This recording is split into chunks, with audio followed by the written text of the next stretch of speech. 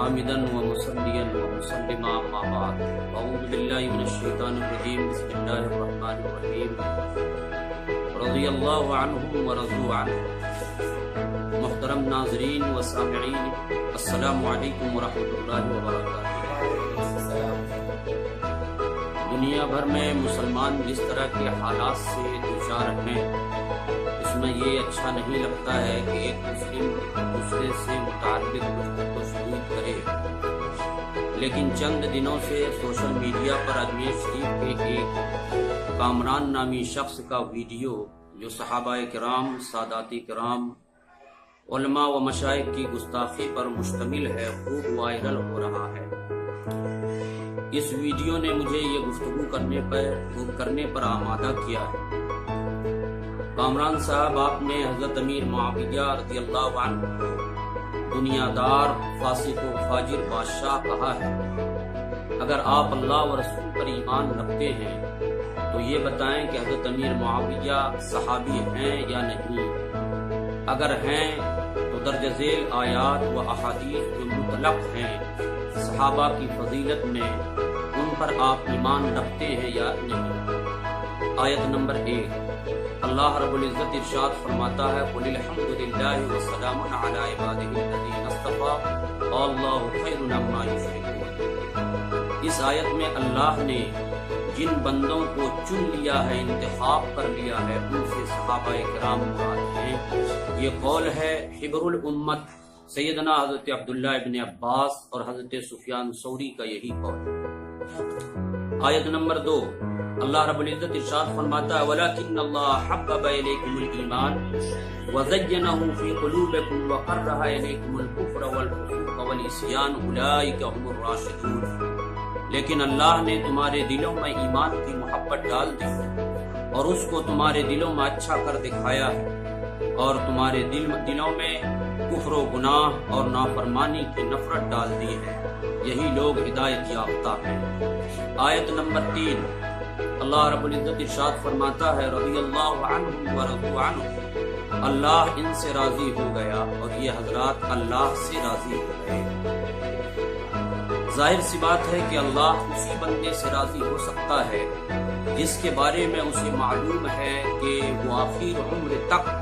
موجبات رضا، یعنی ایسے کام وہ بندہ کرتا رہے گا جو کام کے اللہ تبارک و تعالیٰ کو راضی کرنے والا ہوگا۔ اب کامران صاحب یہ بتائیں کہ اللہ کے بارے میں تو آپ کا کم از کم اتنا عقیدہ ہوگا ہی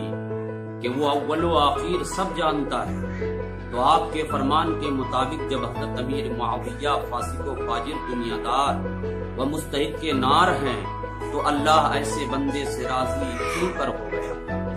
کامران صاحب، قرآن اور تاریخ اسلام کا مطالعہ کیجئے۔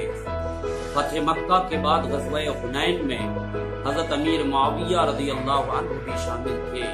جس میں شرکت کرنے والوں کے بارے میں اللہ تبارک و تعالی نے فرمایا ثم انزل اللہ سکینتہ علی رسولہ وعلی المؤمنین۔ اس سکینت کے مستحق حضرت امیر معاویہ بھی ہوئے۔ غزوہ تبوک میں حضرت امیر معاویہ رضی اللہ تعالیٰ عنہ شامل ہوئے، جن کے متعلق اللہ تبارک و تعالیٰ نے ارشاد فرمایا لقد تاب اللہ علی النبی والمہاجرین والانصار الذین اتبعوہ فی ساعۃ العسر، یعنی اللہ تبارک و تعالیٰ نے مہاجرین و انصار اور سب اہل ایمان کی معافی کا اعلان فرمایا۔ کامران صاحب، پھر آپ کس منصب پر ہیں کہ اللہ تبارک و تعالیٰ تو معاف کرتا ہے اور آپ ان کو یعنی حضرت امیر معاویہ رضی اللہ تعالیٰ عنہ کو گالی دیتے ہیں؟ صحابی رسول حضرت ارباز بن ساریہ ان کے بارے میں حضور صلی اللہ علیہ وسلم سے یہ دعا نقل کرتے ہیں اللہم علم معاویۃ الکتاب والحساب وقہ العذاب، اے پاک پروردگار امیر معاویہ کو کتاب اللہ کا علم عطا فرما، حساب کا علم عطا فرما اور جہنم کے عذاب سے ان کو بچا لے۔ ہاشمی خاندان کا چشم و چراغ، حبر الامت، رئیس المفسرین سیدنا حضرت عبداللہ ابن عباس فرماتے ہیں کان یکتب الوحی، کہ حضرت امیر معاویہ رضی اللہ عنہ وحی کی کتابت فرمایا کرتے تھے۔ مجتہد مطلق سیدنا حضرت امام احمد ابن حنبل فرماتے ہیں کہ حضرت امیر معاویہ تمام مومنوں کے ماموں ہیں۔ غزوہ حنین سے واپسی پر جعرانہ سے حضور صلی اللہ علیہ وسلم نے عمرہ کے لیے احرام باندھا اور مروہ کے مقام پر آپ صلی اللہ تعالی علیہ وسلم نے اپنے منہ مبارک شریف کو جو ترشوایا تو وہ منہ مبارک کو تراشنے والے سیدنا حضرت امیر معاویہ رضی اللہ تعالی عنہ اور انہوں نے پورے منہ مبارک شریف کو تبرک کے طور پر محفوظ کر لیا اور اپنے آل و اولاد سے یہ وصیت فرمائی کہ کفن دیتے وقت یہ میرے منہ اور ناک میں اسے رکھ دیا جائے۔ کامران صاحب، آپ مجھے یہ بتائیں کہ ہر سال خواجہ معین الدین چشتی اجمیری رضی اللہ تعالیٰ عنہ کی بارگاہ میں آپ منہ مبارک شریف کی زیارت کراتے ہیں اور لوگوں سے آپ یہ کہتے ہیں کہ اس منہ مبارک کو دیکھیے، اس کا دیکھنا ثواب ہے، یہ جنت میں دخول کا باعث ہے۔ جب منہ مبارک کا دیکھنا جنت میں دخول کا باعث ہے اور اجر و ثواب کا باعث ہے، تو جو پورا منہ مبارک کو جو صحابی لے کر قبر میں جا رہے ہیں، بھلا بتائیے آپ کا کیسا ایمان ہے کہ آپ کہتے ہیں کہ ایسا شخص جہنم کا مستحق ہے۔ میں نے آپ کے ویڈیو کو دیکھا ہے، ایک مسئلہ آپ نے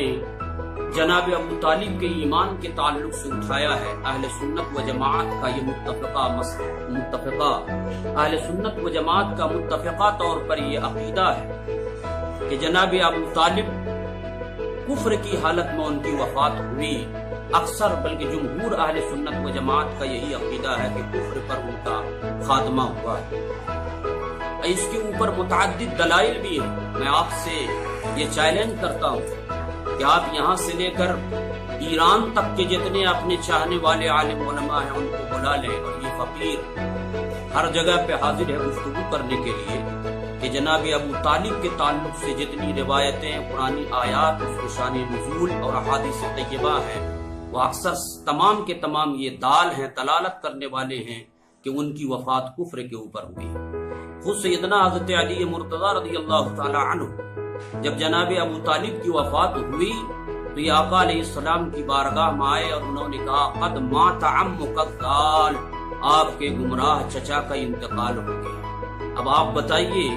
کہ اتنی صاف اور صریح باتیں، اس کے علاوہ بھی بہت ساری دلائل ہیں، اس کے باوجود آپ کس طریقے سے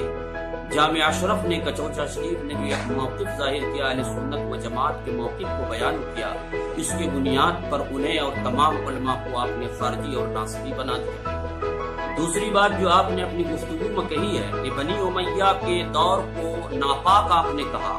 اور اس کے جو خلفاء تھے اس کو ناپاک اور ناصبی اور دنیا دار آپ نے کہا۔ میں پوچھنا چاہتا ہوں کہ بنی امیہ میں امیر المومنین سیدنا حضرت عثمان بن عفان رضی اللہ تعالیٰ عنہ،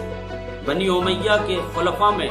سیدنا امیر المومنین حضرت عمر بن عبدالعزیز رضی اللہ تعالیٰ عنہ بھی ہیں۔ یہ وہ حضرات ہیں کہ امت کا اجماع اس کے اوپر کی ان لوگوں کی خلافت راشدہ تھی، اس کے باوجود آپ کیسے بنی امیہ کے تمام دور کو ناپاک کہتے ہیں؟ کامران صاحب، حقیقت بات یہ ہے کہ بنی امیہ ہو یا عباسی خلفاء ہو، ان تمام کے تمام میں کچھ اچھے خلفاء گزرے ہیں اور کچھ برے جو خلفاء گزرے ہیں، تو سب کے سب کو برا کہہ دینا یا سب کو اچھا کہہ دینا یہ سراسر ناانصافی ہو۔ کیا آپ کو یاد نہیں ہے کہ عباسی خلفاء میں مامون اور معتصم باللہ جیسا شخص بھی گزرا ہے، جس نے خلق قرآن کا قول کیا اور جس نے اپنے وقت کے امام یعنی امام احمد ابن حنبل رضی اللہ تعالیٰ عنہ کے اوپر کوڑے بھی لگوائے؟ بلکہ یہ کہیے کہ ان لوگوں نے صاف طور پر معتزلی نظریہ اور عقیدہ رکھا، اس کے باوجود آپ عباسی خلفاء کے تعلق سے تو کچھ نہیں کہتے، اور بنی امیہ کے جتنے خلیفہ ہیں اس کو آپ ناپاک کر رہے ہیں۔ دوسری بات، آپ نے اپنی تقریر میں عالم اور علماء کو کہا کہ یہ لوگ زکوٰۃ خیرات کھاتے ہیں، حرام کھاتے ہیں اور حرام کھلاتے ہیں اور حرام فتویٰ دیا کرتے ہیں۔ کامران صاحب، کچھ بولنے سے پہلے سوچنا چاہیے کہ یہ عالم علماء لوگ 5-10 ہزار کی نوکری پورے مہینہ بھر قال اللہ قال الرسول کرنے والے شخص کو تو آپ حرام کا لقمہ کھانے والے کہتے ہیں۔ یہ دنیا فیصلہ کرے گی کہ خواجہ صاحب اور دنیا کے جو اولیاء کرام اور جہاں پہ اولیاء کرام آرام فرما ہے ان کی مزار کو دھو کر اس کا غسالہ بیچنے والے لوگ، ایک ہی چادر کو بار بار اتارنے اور چڑھانے والے، اسی کو بیچنے والے اور اسی کی رقم کھانے والے لوگ، یہ دنیا دار لوگ ہیں۔ عارضی لوگوں کی، غریبوں کی لکھ کر پیسہ ایٹھنے والے، پھول کی چادریں چڑھا کر پیسہ ایٹھنے والے، اور غیر مسلموں سے اور ہر شخص سے پیسہ ایٹھنے والے، فلمی اسٹاروں سے پیسہ لینے والے، ایسے لوگ بتائیے کہ یہ حرام کھا رہے ہیں، جو مزاروں کا غسالہ بیچ کر کھاتے ہیں، اپنی زندگی گزارتے ہیں، یہ حرام کھانے والے ہیں، یا اپنی درسگاہ میں بیٹھ کر قال اللہ قال الرسول کہنے والے شخص، یہ عالم اور علماء حرام کھانے والے ہیں۔ ایک اور لفظ آپ نے کہا حضور اظہری میاں علیہ الرحمت و رضوان کے تعلق سے کہ ان کو تاج الشریعہ کہا جاتا ہے۔ آپ نے کہا کہ تاج الشریعہ حقیقت میں آقا کریم صلی اللہ تعالی علیہ وسلم، امام احمد رضا خان فاضل بریلوی علیہ الرحمہ کو اعلیٰ حضرت کہا جاتا، تو آپ کہتے ہیں کہ اعلیٰ حضرت صرف اور صرف ہندوستان میں خواجہ معین الدین چشتی ہیں۔ پہلے آپ میری عقیدت کو سمجھ لیجیے کہ میری عقیدت یہ ہے کہ خواجہ خواجگان خواجہ معین الدین چشتی اجمیری یہ تاج الشریعہ بھی ہیں اور اعلیٰ حضرت بھی وہ ہیں۔ لیکن میں آپ سے یہ پوچھنا چاہتا ہوں کہ کون سی دلیل کی بنیاد پر جب آپ یہ کہہ رہے ہیں کہ کوئی غیر نبی تاج الشریعہ نہیں ہو سکتا، تو آپ کی دلیل کی روشنی میں پوچھنا چاہتا ہوں کہ پھر کوئی غیر نبی اعلیٰ حضرت کیوں کر ہو سکتا ہے؟ جب شریعت کے تاج آقا کریم صلی اللہ تعالیٰ علیہ وسلم ہے، تو سب سے بڑے حضرت بھی تو نبی کریم صلی اللہ تعالیٰ علیہ وسلم ہے۔ آپ اپنا سلسلہ نسب ملا کر لے جاتے ہیں اور کہتے ہیں خواجہ خواجگان، اس سے اوپر آپ چلتے ہیں تو غوث پاک رضی اللہ تعالیٰ عنہ کو کیا کہتے ہیں؟ غوث اعظم کہتے ہیں۔ میں آپ کی دلیل کی روشنی میں پوچھتا ہوں کہ کوئی بندہ غوث اعظم کیوں ہو سکتا ہے؟ غوث اعظم تو سب سے بڑا، حقیقت میں اللہ تبارک و تعالیٰ سب سے بڑا مدد کرنے والا ہے۔ پھر آپ شیخ عبد القادر جیلانی کو غوث اعظم کیوں کہتے ہیں؟ ان کو کہا جاتا ہے، غوث پاک کو کہا جاتا ہے محیی الملت والدین، دین و ملت کی احیاء کرنے والے ہیں۔ میں آپ سے پوچھتا ہوں کہ دین و ملت کی احیاء تو حقیقت میں رسول اللہ کرنے والے ہیں، پھر آپ ان کو محیی الملت والدین کیوں کہتے ہیں؟ خواجہ خواجگان کو آپ کہتے ہیں معین الملت والدین، دین متین کے معین ہے، دین متین کے حقیقت میں معین آقا کریم صلی اللہ تعالیٰ علیہ وسلم ہے۔ کامران صاحب،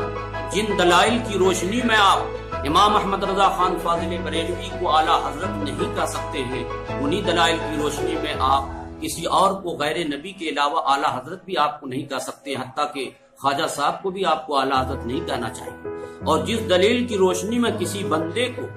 نبی کے علاوہ کسی شخص کو اعلیٰ حضرت یا تاج الشریعہ کہنا درست ہوگا، اسی دلیل کی روشنی میں اظہری میاں صاحب کو تاج الشریعہ اور امام احمد رضا خان فاضل بریلوی علیہ رحمت و رضوان کو اعلیٰ حضرت، حضور مدنی میاں صاحب کو شیخ الاسلام بھی کہنا درست ہوگا۔ ایک اور بات میں آپ سے کہنا چاہتا ہوں کہ عرس مخدومی کے موقع پہ جامع اشرف سے، کچوچا مقدسہ سے،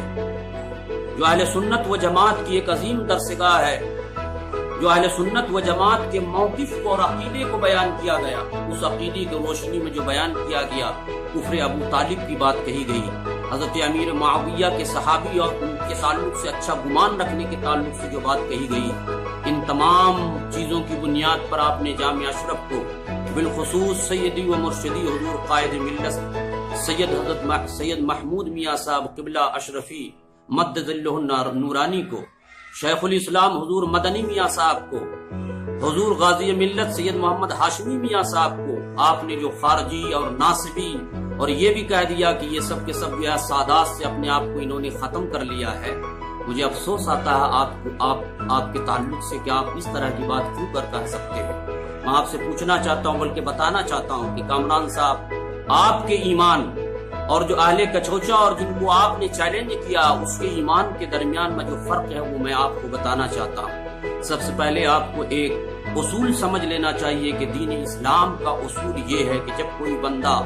اپنے آپ کو مومن کہتا ہے تو اس کا صاف مطلب ہوتا ہے کہ اللہ اور اس کے رسول کی بات سب سے اوپر رہے گی۔ اس کے مقابلے میں اگر کوئی شخص اپنے آپ کو اللہ رسول کا پابند بنا لیتا ہے، اس کے مقابلے میں اگر اس کے سامنے اس کا بھتیجا آ جاتا ہے، اس کا بھائی آ جاتا ہے، اس کا باپ یا بیٹا ہی کیوں نہ آ جائے،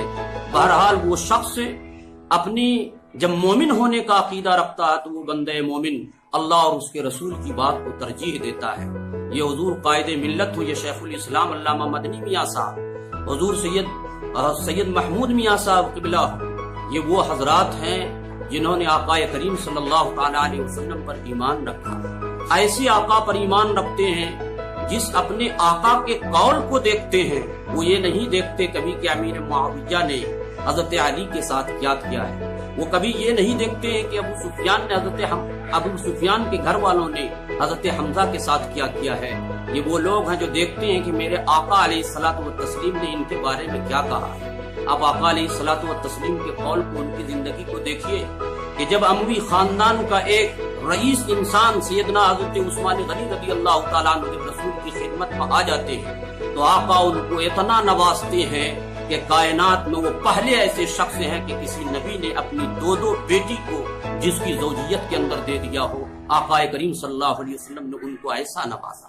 حضرت سفیان جب رسول کی بارگاہ میں آ کر گر جاتے ہیں تو آقا علیہ الصلوۃ والتسلیم اعلان فرماتے ہیں کہ من دخل دار ابی سفیان فهو آمن، جو شخص ابو سفیان کے گھر میں داخل ہو گیا اس نے امانت پا لی ہے۔ حضرت نبی کریم صلی اللہ تعالی علیہ وسلم کی بارگاہ میں جب حضرت امیر معاویہ رضی اللہ تعالی عنہ اپنا سر جھکا دیتے ہیں تو حضرت امیر معاویہ کو آقا علیہ الصلوۃ والتسلیم یہ انعام سے نوازتے ہیں کہ ان کو اللہ کے رسول اپنا کاتب وحی بنا دیا کرتے ہیں۔ آقا علیہ الصلوۃ والتسلیم نے ایسا ان کو نوازا کہ ان کے خاندان سے ابو سفیان کی بیٹی یعنی حضرت امیر معاویہ رضی اللہ تعالیٰ عنہ کی بہن ام حبیبہ جو تمام مومنین کی ماں ہیں، حضرت ام حبیبہ کو آقا علیہ الصلوۃ والتسلیم نے اپنی زوجیت میں لے لیا۔ جب بنی امیہ کی تعلق سے میرے آقا کریم صلی اللہ تعالی علیہ وسلم کا ایسا فرمان اور ایسا برتاؤ ہے، ان فرمان اور برتاؤ کو جب سادات کی چوچا نے یا ان فرمان اور برتاؤ کو جب اہل بریلی نے، تمام اہل سنت و جماعت نے دیکھا تو یہ سمجھ لیا کہ ہم تو ایمان رکھتے ہیں اپنے آقا کے اوپر، ہم کسی نسب کے فلانا کون ہے اسی نہیں دیکھتے، اپنے آقا علیہ الصلوۃ والتسلیم کو جیسا کرتے ہوئے ہم دیکھ رہے ہیں ویسے ان سادات کے چوچا نے کیا ہے۔ آقا علیہ الصلوۃ والتسلیم کے فرامین میں، بزرگان دین کے فرامین میں ان تمام میں ارشادات موجود ہے کہ انہوں نے ان حضرات حضرت امیر معاویہ رضی اللہ تعالیٰ عنہ کو صحابی جانا ہے، صحابی والا سلوک کیا ہے۔ اس وجہ سے یہ لوگ صحابی والا سلوک کرتے ہوئے ان کو عزت و احترام کی نگاہ سے دیکھتے ہیں اور اپنے جلسوں و جلوس میں جب ایسی ضرورت پڑتی ہے ہمیشہ موقف کا اعلان کرتے ہیں اور صاف طور پر بتاتے ہیں کہ اصحابی کن نجوم، کہ میرے صحابہ جتنے اللہ کے رسول نے جو فرمایا کہ میرے صحابہ جتنے ہیں سب کے سب ستارے کی طرح سے ہیں، ان میں سے جن کی پیروی کر لو گے تم ہدایت پا جاؤ گے۔ کچھوچا کے لوگ ہو یا بریلی کے تمام صحابہ کرام کو اسی طریقے سے سمجھتے ہیں۔ کامران صاحب، آپ کو اپنی گفتگو کے اوپر غور کرنا چاہیے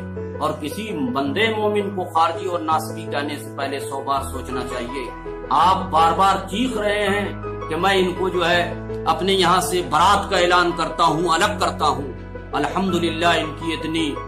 اتنے کام دینی اعتبار سے ان کے ہیں اور اتنی عظیم شخصیتیں ہیں یہ سب، جن کو آپ برخاست کر رہے ہیں، براز ظاہر کر رہے ہیں کہ آپ کے براز ظاہر کرنے کی انہیں کوئی ضرورت نہیں ہے، پوری دنیا انہیں سلام کرتی ہے، ہم انہیں سلام کرتے ہیں۔ اللہ تبارک و تعالی ایسے لوگوں کو ہدایت کی توفیق عطا فرمائے۔ وما علینا الا البلاغ برحمتک یا ارحم الراحمین۔